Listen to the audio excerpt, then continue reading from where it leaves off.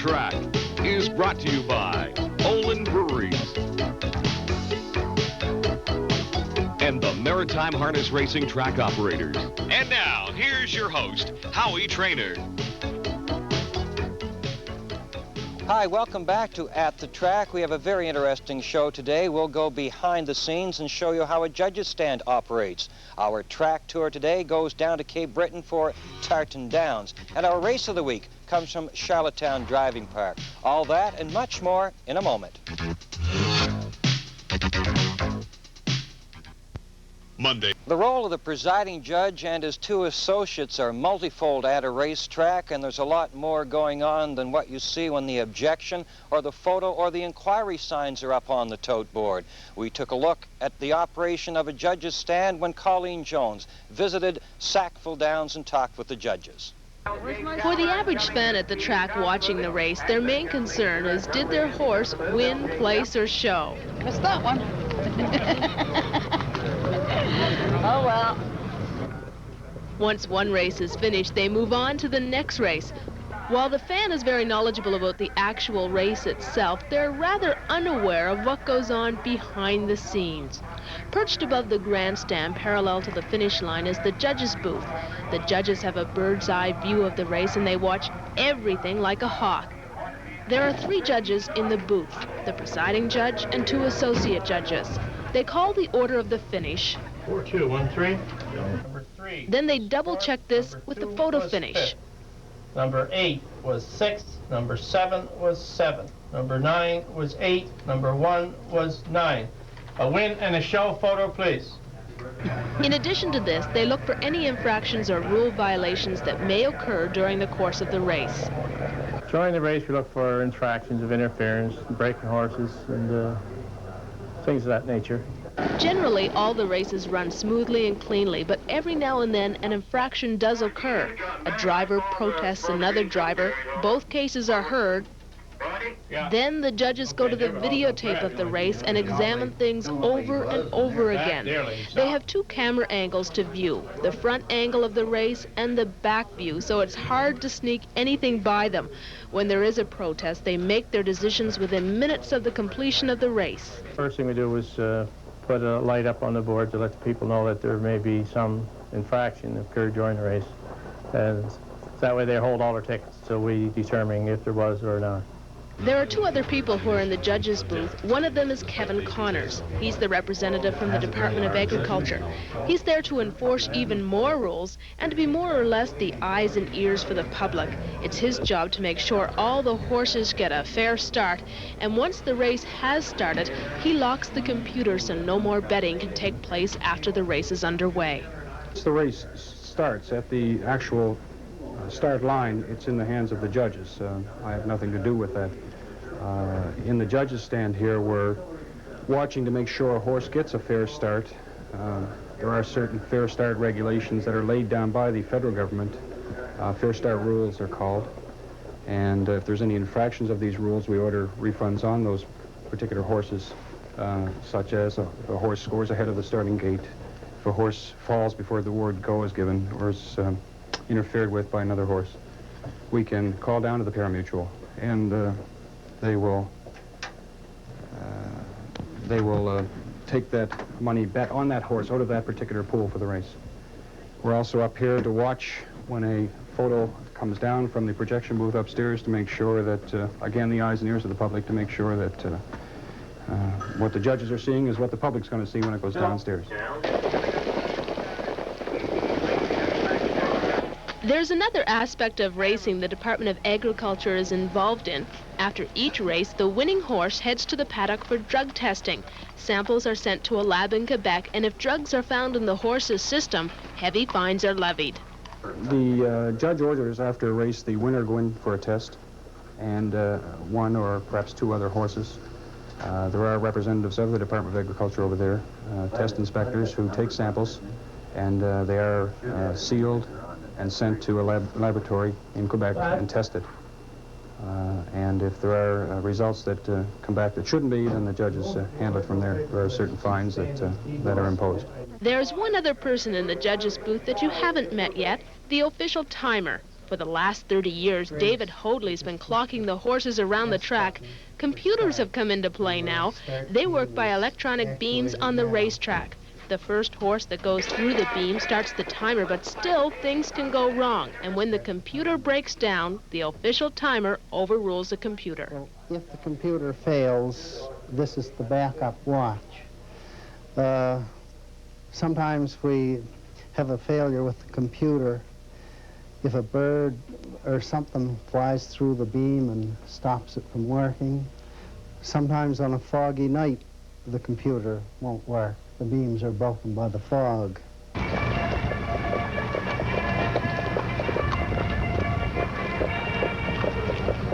So that's your tour of the judges' booth. They're an important link in the running of races.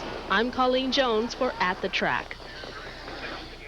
Everyone in harness racing has their own favorites, whether it's the pacers with their awesome speed or the trotters and their peculiar gait. Myself, I'm a trotting man, and I just love to see the trotters go. This week, we're going to look at a true world champion in a trotter and a horse you'll hear much more of in the years to come. By the name of Prakas, here's his story.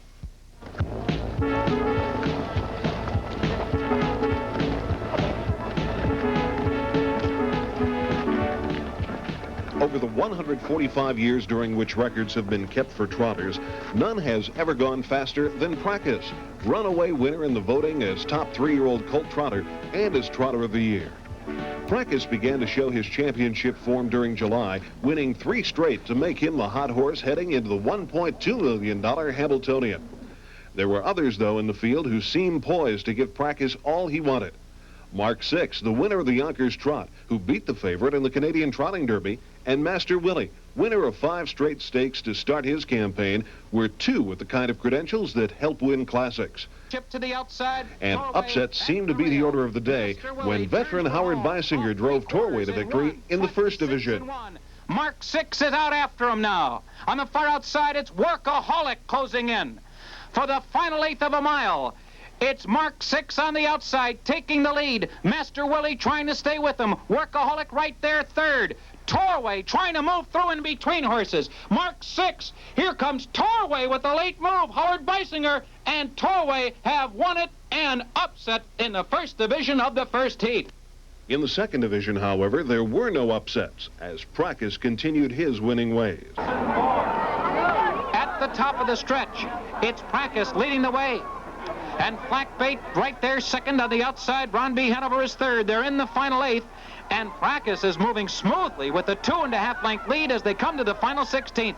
Bill O'Donnell just a tap or two from the whip, and it's going to be Prakas. He's going to win this easily. Prakas's win was only 1/5 of a second off the Hamiltonian record, a mark that would last only long enough for the field to cool out between heats. Ron B. Hanover is trying to stay with them, but Prakas is turning it on. Prakas pouring it on inside the final 1/8. Bill O'Donnell goes to the whip. Prakas leads by 2.5 lengths. Ron B. Hanover takes to the inside. Flackbait is third. Pigbar is fourth. Coming to the finish. Prakas is drifting out, but he's going to win it. Prakas is going to win the 1985 Hamiltonian, and he has done it in record time. To his Hamiltonian win, in a stakes record 154 3/5, Prakas would add the World Trotting Derby and the Breeders' Crown. In winning the Derby at DuQuoin, his 153 2/5 victory was the fastest mile ever by a trotter. His $1.6 million in winnings was also a single season best on the trotting gate. Per Eriksson, at 24, the youngest ever to train a Hambo winner, wasn't even sure about what changed Prakas from an early season also-ran into a mid-year world champion. Oh, he need maybe a couple of races to get tight to start with in the early this year, and after that, I don't know. He was so good, so nobody can touch him.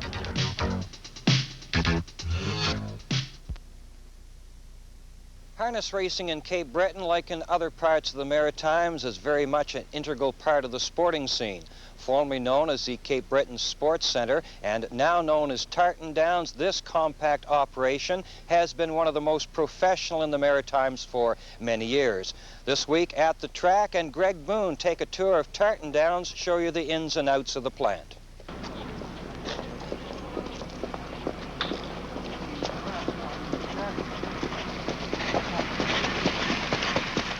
The track here in Sydney has been a strong part of Cape Breton's harness racing industry for years. There have been different names and managers, but one thing has remained constant: the horses and men and women who race them. And like most harness operations, the participants who support the effort here at Tartan Downs are involved anywhere from the hobby to serious business level. Trapper McQuarrie has been around horses for 16 years and races a stable of 9 out of Sydney. Well, I came down here, it's going on 2 years ago now from Inverness.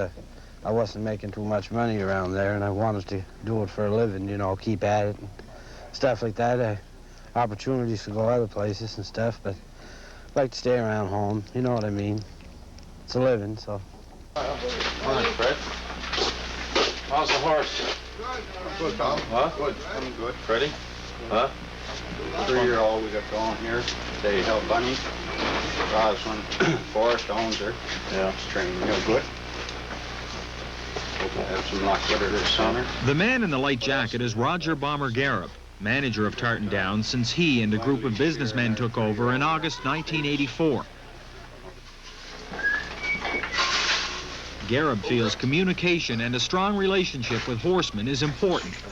We have meetings now with the horsemen. We're a little closer to them every couple of weeks, and now they have a new president and with Eddie Steger, and our door's open to the horsemen, and hopefully that we can everybody pull together instead of years by where everybody was pulling apart, and so it looks a lot better with horsemen and management now.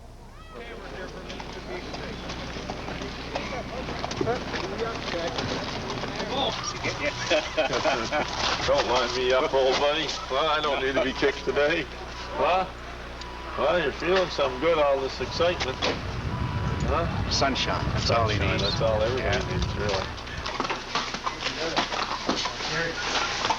We changed quite a few things around last year, and we've added a new surface to our track last September. We've added new poles, new lighting system, heat to our grandstand, some new machinery, fixed the barn area, fences, just a general cleanup of Tartan Downs.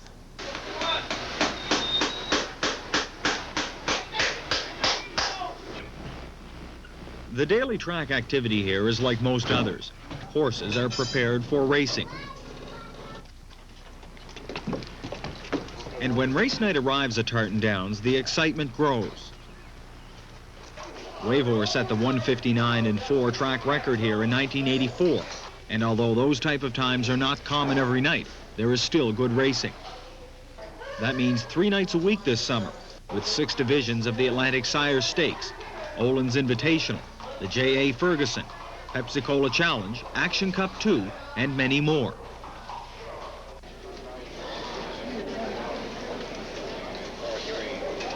This is part of Tartan Downs' microtote parimutuel wagering system. In 1985, bettors wagered over $5 million. There were 124 race days and 1,366 races. The facility also includes a heated grandstand and the tack room, a licensed dining area with a view of the track and close access to betting.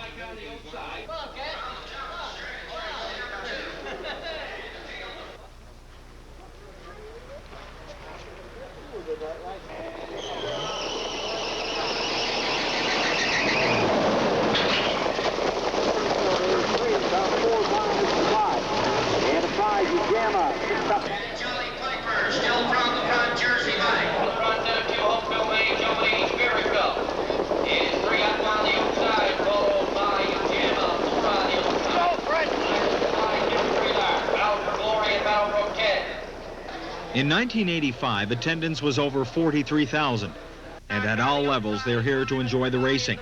This summer, it's Monday, Thursday, and Saturday at Tartan Downs. I'm Greg Boone for At the Track. Time now to take a look at harness racing action around the Maritimes last week. We'll start at Summerside Raceway. It was Volvic 205-3. Over to Tartan Downs in Sydney. The winner, Harbourview Charger 206-1. Fredericton opened its season on Monday. PH Phil, a big mile, a new record, 2 minutes and 3/5, with Mike Campbell getting 3 winners on that card. Down to Truro, where it was Projac, 2:04 and 4. Sackville Downs, the Coca-Cola Classic elimination legs. Kilkerran Direct, 2:4 and 1. Wave to Horton, 2:3 and 2, and Kilkerran Demon, 2:03 and 3. At Champlain Raceway, the June Bird eliminations. Freedom Gold in 2:03 and PH LaRue in 2:03 and 1. At Exhibition Park Raceway, the final preliminary in the Labatt Blue Crown Series. Gemini Risk, his second win, 2:04, and Wally Hennessy had a big week, 7 winners in total. At Charlottetown Driving Park, Guaranteed Chance, fastest mile on Prince Edward Island, 2:01 and 2. Well, we're always mentioning the drivers and the horses in our recap, but there's one area that's worthy of note, and we'll be keeping you abreast in this area for the balance of our program as far as the series goes. Those are the payoff returns, and there are some dandies. Highlights at the Mutuals, Exhibition Park, $5,882 Triactor. At Champlain Raceway, Triactor $1,575. Charlottetown Driving Park, Triactor $1,800. Tarton Downs, Triactor $1,770. At Sackville Downs, an $1,874 Triactor. And at Truro Raceway, another big one, this Triactor returning $1,724.10. And all of those are for just $2, and you only have to pick 3 out of 8. Our glossary this week deals with one of the most popular forms of wagering in the Maritimes. Here's this week's quiz. You must correctly select the horses to finish first, second, and third in that exact order in one race. What is the question? What is a Triactor? Big money time in the Maritimes Friday at Sackville Downs, the $10,400 final of the Coca-Cola Classic. Over at St. John on Saturday, that's the R.M. Lawson Memorial for 4-year-olds. They'll go for a purse close to $8,000. And a change in scheduling. Truro Raceway will now be racing on Thursdays and Sundays.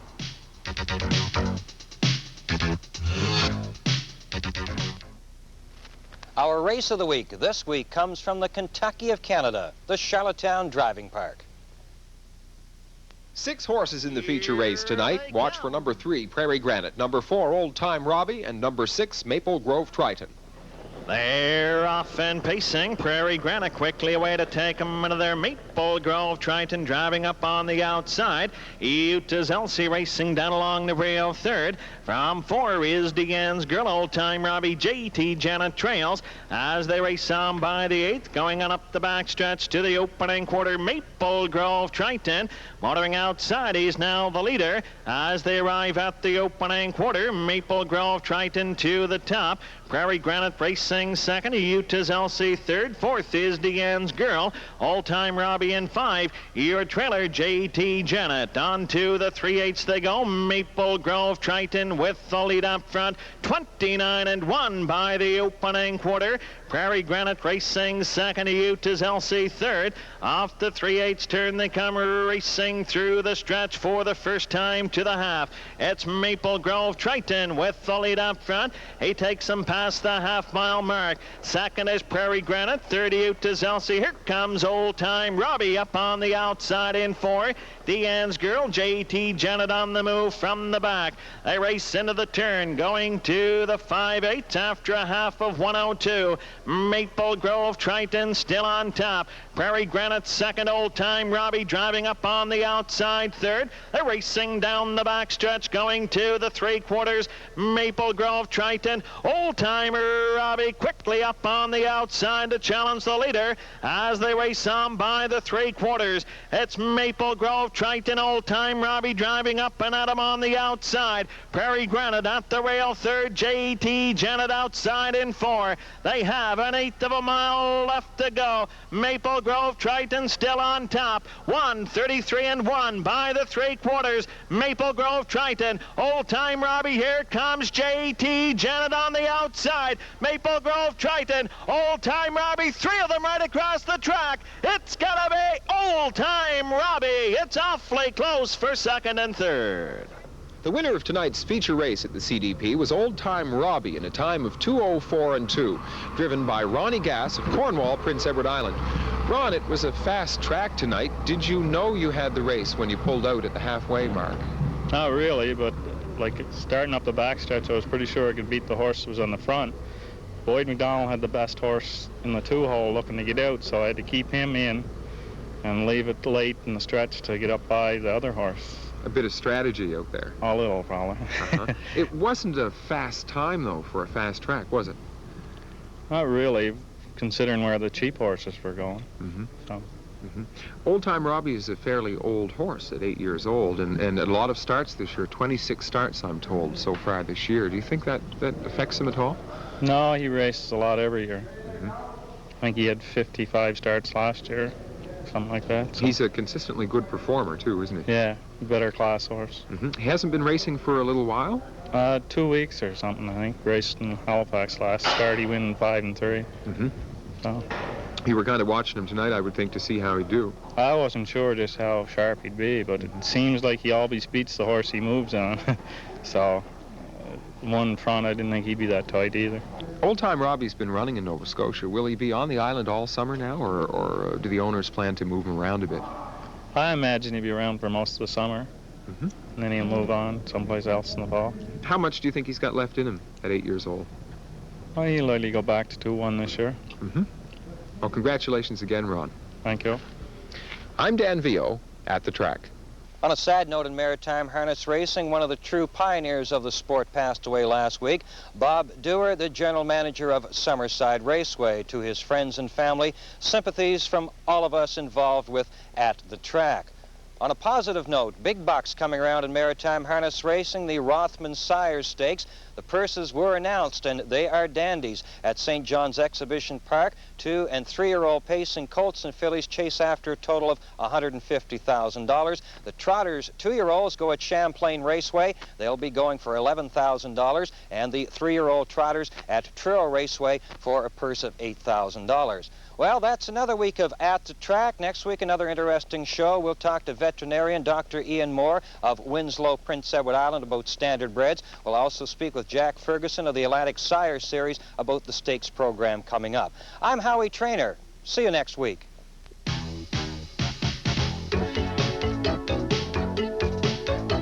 At the Track has been brought to you by the Maritime Harness Racing Track Operators and Olin Breweries.